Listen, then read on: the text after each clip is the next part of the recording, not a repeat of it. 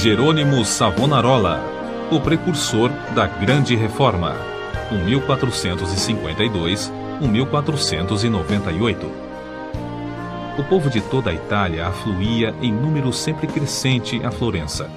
A famosa Catedral do Duomo não mais comportava as enormes multidões. O pregador Jerônimo Savonarola, abrasado com o fogo do Espírito Santo e sentindo a iminência do julgamento de Deus, trovejava contra o vício, o crime e a corrupção desenfreada na própria igreja. Como resultado, o povo abandonou a leitura das publicações torpes e mundanas para ler os sermões do ardente pregador. Deixou os cânticos das ruas para cantar os hinos de Deus. Em Florença, as crianças fizeram procissões, coletando as máscaras carnavalescas, os livros obscenos e todos os objetos supérfluos que serviam à vaidade. Com isso, formaram em praça pública uma pirâmide de 20 metros de altura e atearam-lhe fogo. Enquanto o monte ardia, o povo cantava hinos e os sinos da cidade dobravam em sinal de vitória. Se o ambiente político fosse o mesmo que depois veio a ser na Alemanha, o intrépido e devoto Jerônimo Savonarola teria sido o instrumento usado para iniciar a Grande Reforma em vez de Martinho Lutero. Apesar de tudo, Savonarola tornou-se um dos ousados e fiéis arautos que conduziram o povo à fonte pura e às verdades apostólicas registradas nas Sagradas Escrituras. Jerônimo era o terceiro dos 7 filhos cultos e mundanos, mas de grande influência. Seu avô paterno era um famoso médico na corte do Duque de Ferrara, e os pais de Jerônimo planejavam que o filho ocupasse o lugar do avô. No colégio, era aluno esmerado, mas os estudos da filosofia de Platão e de Aristóteles deixaram-lhe a alma sequiosa. Foram, sem dúvida, os escritos de Tomás de Aquino que mais o influenciaram, a não ser as próprias Escrituras, a entregar inteiramente o coração e a vida a Deus. Quando ainda menino, tinha o costume de orar, e ao crescer, o seu ardor em orar e jejuar aumentou. Passava horas seguidas em oração. A decadência da igreja, cheia de toda qualidade de vício e pecado, e ainda o luxo e a ostentação dos ricos, em contraste com a profunda pobreza dos pobres, magoavam-lhe o coração. Passava muito tempo sozinho nos campos e à beira do rio Pó, em contemplação perante Deus, ora cantando, ora chorando, conforme os sentimentos que lhe ardiam no peito. Quando ainda jovem, Deus começou a falar-lhe em visões. A oração era a sua grande consolação.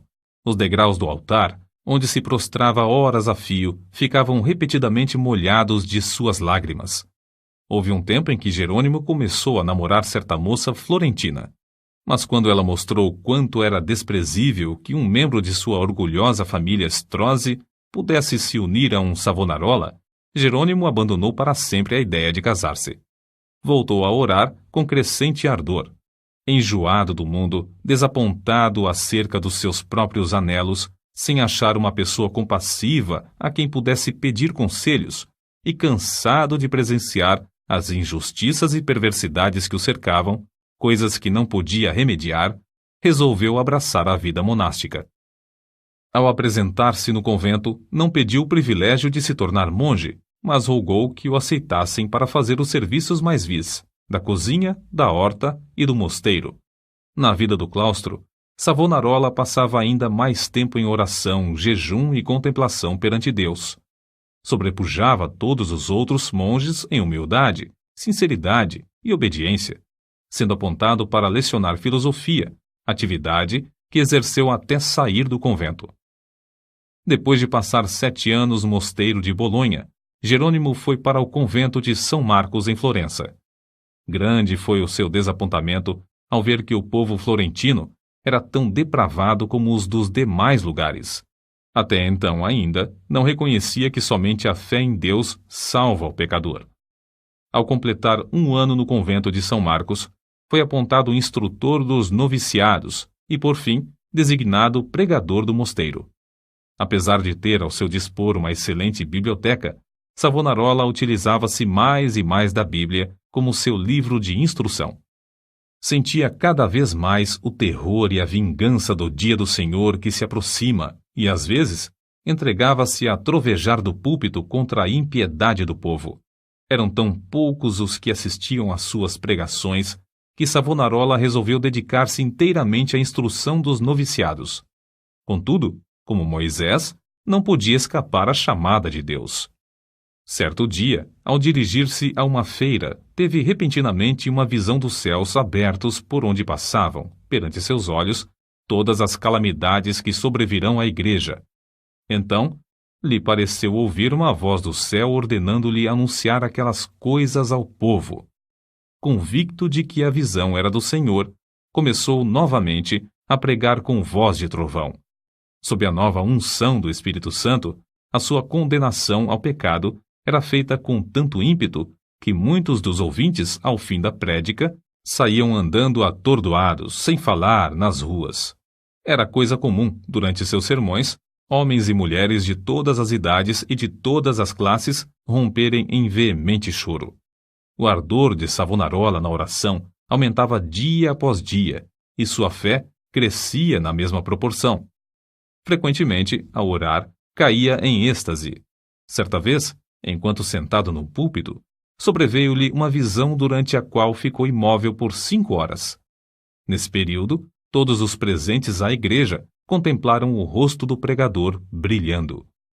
Em toda a parte onde Savonarola ministrava, seus sermões contra o pecado produziam profundo terror. Os homens mais cultos começaram então a assistir às pregações em Florença. Foi necessário realizar as reuniões na Duomo, onde continuou a pregar durante 8 anos. O povo se levantava à meia-noite e esperava na rua até a hora de abrir a catedral. O corrupto regente de Florença, Lorenzo Médici, experimentou todas as formas de abordagem, a bajulação, as peitas, as ameaças e os rogos, para induzir Savonarola a desistir de pregar contra o pecado, especialmente contra a perversidade do regente. Por fim, vendo que tudo era debalde, contratou o famoso pregador Frei Mariano para falar contra Savonarola. Frei Mariano pregou um sermão, mas, pelo fato de o povo não ter prestado atenção à sua eloquência e astúcia, ele não ousou continuar. A essa altura, Savonarola profetizou que Lorenzo, o Papa e o rei de Nápoles morreriam dentro de 1 ano, e assim sucedeu. Depois da morte de Lorenzo, Carlos VIII da França invadiu a Itália, e a influência de Savonarola aumentou ainda mais. O povo abandonou a literatura torpe e mundana para ler os sermões do famoso pregador. Os ricos socorriam os pobres em vez de oprimi-los. Foi nesse tempo que o povo fez a grande fogueira na Piazza da Florença e queimou grande quantidade de artigos usados para alimentar vícios e vaidade. Não cabia mais, na Grande Duomo, o seu imenso auditório. Contudo, o sucesso de Savonarola foi muito curto. O pregador foi ameaçado, excomungado e, por fim, no ano de 1498, por ordem do Papa, foi queimado em praça pública. Com as palavras "O Senhor sofreu tanto por mim", terminou a vida terrestre um dos maiores e mais dedicados mártires de todos os tempos. Apesar de continuar até a morte, sustentando muitos dos erros da Igreja Romana, ensinava que todos os que são realmente crentes estão na verdadeira Igreja. Alimentava continuamente a alma com a palavra de Deus. As margens das páginas da sua Bíblia estão cheias de notas escritas enquanto meditava nas Escrituras. Conhecia uma grande parte da Bíblia de cor e podia abrir o livro instantaneamente e achar qualquer texto. Passava noites inteiras em oração e recebia revelações, quando em êxtase ou por meio de visões. Seus livros sobre a humildade, a oração, o amor e outros temas continuam a exercer grande influência sobre os homens. Destruíram o corpo desse precursor da grande reforma, mas não puderam apagar as verdades que Deus, por seu intermédio, gravou no coração do povo.